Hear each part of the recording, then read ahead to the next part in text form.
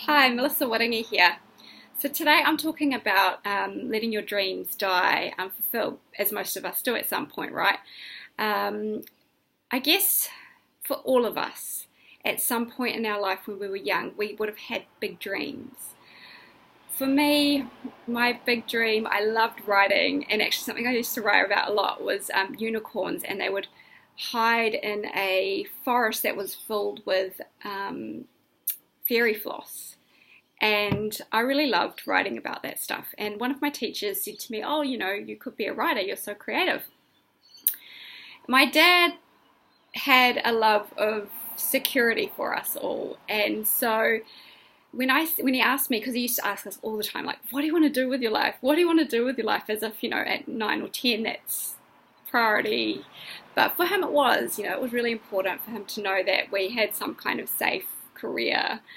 And so he said, I said to him one day, "I want to write, Dad. I want to be a writer." And he said, "No, you can't be an author because they don't make any money."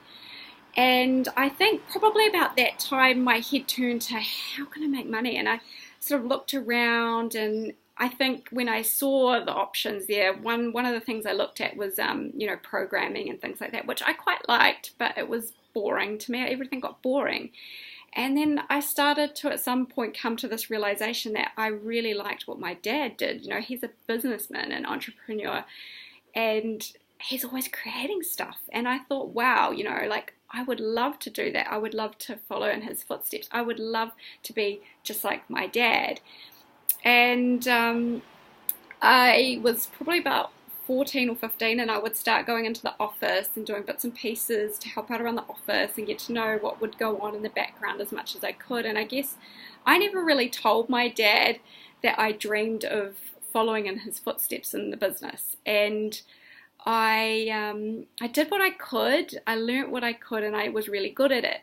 Then I went off to uni and I studied business, and I hoped that would make him happy, and didn't really. I think he was hoping that I'd just get like some safe, secure job like a doctor or a lawyer or something, and I didn't. I didn't aspire to do that. I wanted to be creating things. I used to see him with his notepad drawing pictures and stuff, and the creativity and what he did just always captured my heart, I think. And so at some point in that transition to going to uni and things, I really got interested in things like business and investing, especially like real estate and things like that. They really excited me.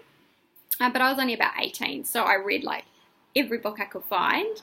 I started going to seminars, and I would learn so much.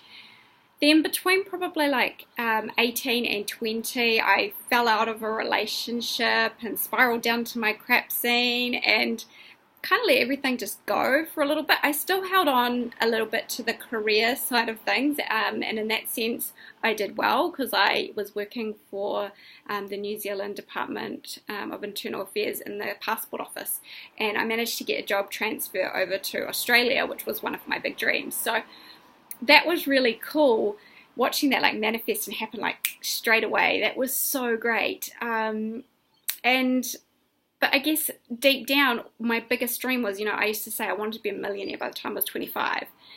And when I came home to New Zealand to have my first child, and when everything kind of unraveled, I kind of just sat there and went like, my dreams are gone. I really felt like especially I was a single mum, I was on welfare, I was struggling to pay the bills.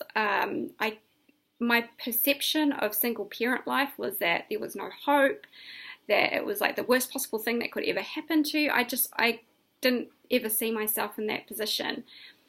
And I'm actually really grateful for those things happening, because I think without that, I never really dug deep or committed to learning anything or committed to my own personal development enough. Like I did learn a lot, but I wasn't deeply committed to taking the action that would take me to those goals.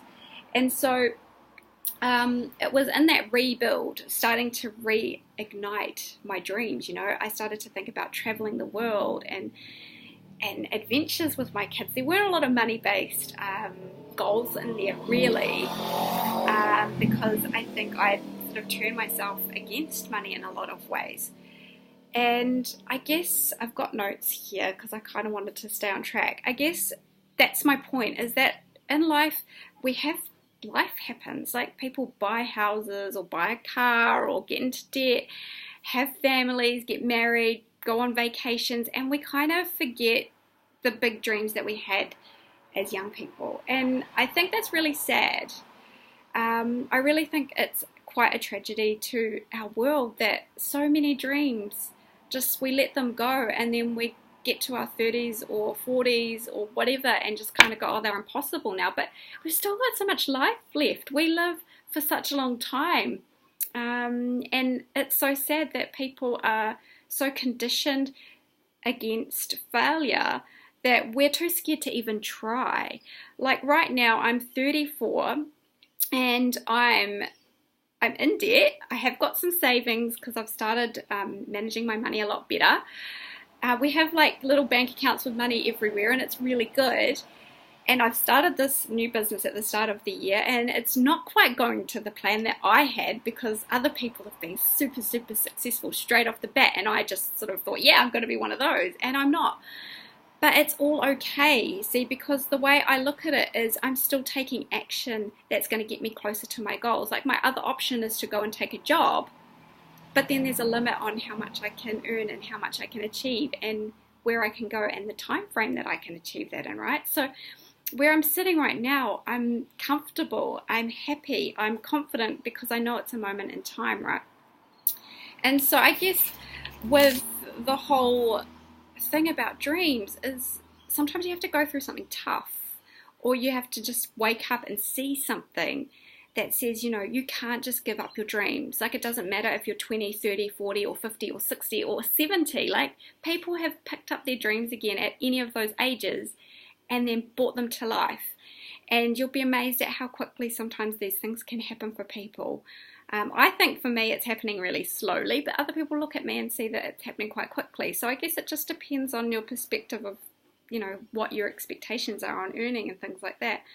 I guess something else that crept up is, you know, I talk to my husband about these sorts of things now because he's finally like getting into it and he understands. And it was just this reality that it's actually easier for us to let our dreams go.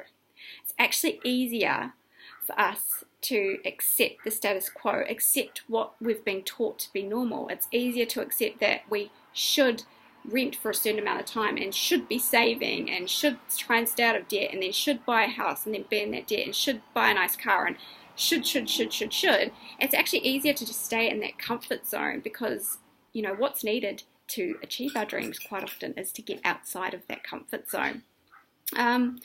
So I guess one thing that I've said is it's actually easier for us to live in this box that we've actually created for ourselves than it is to actually jump out. And it's just really sad to realize that people are going to live their life unfulfilled and unsatisfied as a result of that. I just wish that people could see, you know, we are here for such a good purpose and we're given our purpose. And sometimes your childhood dreams or even your teenage dreams, whatever that might have been, it's a clue as to where you need to go, what your purpose is. And so I guess I don't want your dreams to die unfulfilled. I would love to see you standing in your greatness and holding your dream, because there's nothing feels better than that. I can tell you firsthand. Holding that book in my hand just was, I can't even put words on it. It was amazing. And I know it's going to feel the same when this business starts achieving for me the goals that I've set for it, because that's my goal, my dream. So I want to encourage you, if you've shelved your dreams like I have in the past, pull them out. Write them down. Look at them often and start taking little steps on the way that will take you to the life you've always dreamed of. Thank you.